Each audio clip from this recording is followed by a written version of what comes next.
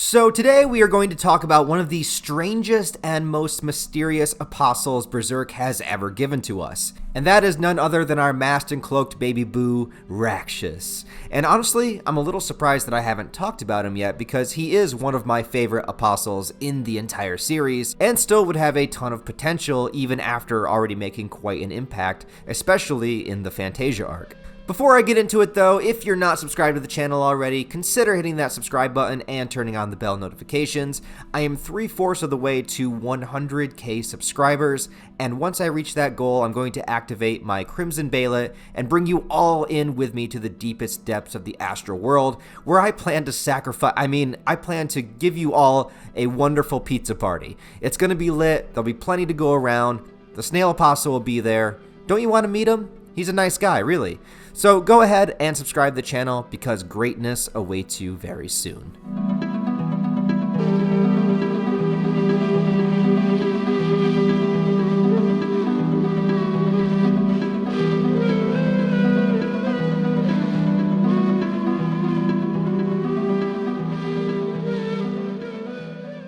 Now when it comes to RAKSHAS, the first thing that's interesting to know is that his name is most likely a reference to something called the RAKSHAS that comes from Hindu and Buddhist mythology. Makes sense since the Kushan Empire in Berserk itself is directly inspired by the real-life Kushan Empire in the early 1st century that largely followed their Eastern belief systems. The RAKSHAS are kind of like demonic spirits that were also known to be man-eaters that were feeding on human flesh for their sustenance. And some sources say that they were once horribly wicked humans in their previous lives.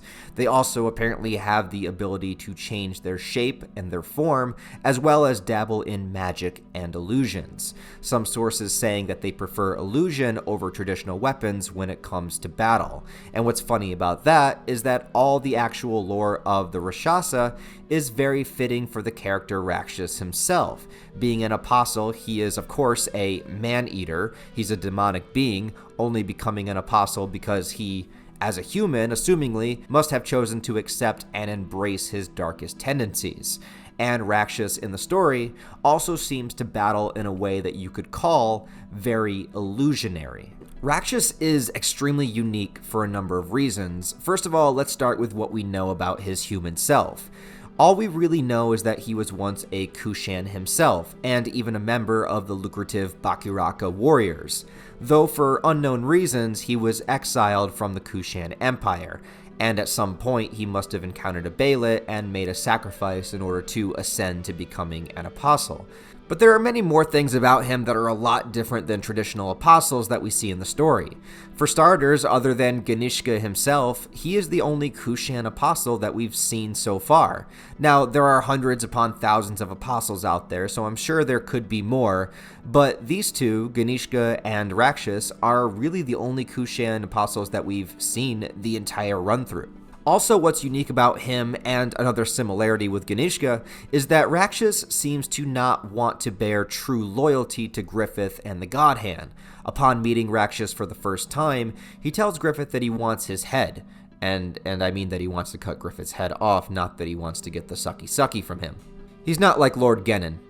R.I.P., I guess. So he has one of those classic relationships with Griffith in that he chooses to serve him, but only with the stipulation that at some point he will try to kill him. RAKSHAS has never actually attempted this in the story though, so you could argue that it was just something he said to inflate his own ego and not make it look like he was being subservient to Griffith, even though he truly is. Because RAKSHAS seems to have a very cocky attitude, but for good reason. But opposed to that, he also seems to be very insecure about not having his mask on. When one was broken in a fight, he ran until he could acquire another one. It could be that there's some internal attachment to the masks that he has, or it just helps him hide his weak points. Because the other odd thing about him is his appearance. We don't really know what RAKSHAS looks like. at all. He appears as a cloaked man wearing a mask, but that cloak is actually his current body, one in which he can move, stretch, and contort in a variety of different ways, and basically battle as if he's gliding through the air and moving his inside vital points, so attacking him is trying to like punch a piece of cloth, with the only weak point being hidden somewhere that can move wherever it wants to. His only weak point so far seeming to be his actual face, his head. The mask itself like a distraction of where his head would be, sort of playing into the actual mythology of the Rakshasa, fighting as using illusion and magic over traditional weapons. It also really reminds me of the Yu Yu Hakusho character Elder Toguro. He had a similar ability where he could stretch and move his body however he pleased, including his vital inner organs, making it extremely difficult to land a direct blow because he could just move his brain into his fingertip and you would just cut a tiny piece of flesh that was stretched super thin. This also makes Rakshas one of the only apostles that doesn't seem to have a human form. Most apostles seem to look like a slightly deformed version of themselves and then can transform into their full demonic self. Rakshas is always just a floating cloak man with a mask. His only apostle transformation, if you want to call it that, is becoming a much larger version of his current self, attacking in all directions with his cloak-like body, and even seeming to have the ability to fly, kind of like floating himself through the air. Make sure that you take him down with a makeshift bazooka if this happens, just like the Chad Rickert did. Another thing I have to mention is Rakshas' stealth and how he seems to know everybody's secrets and witnesses a bunch of big events from the shadows. Playing into his history of being a Bakiraka, he is incredibly skilled already at getting the upper hand on those around him.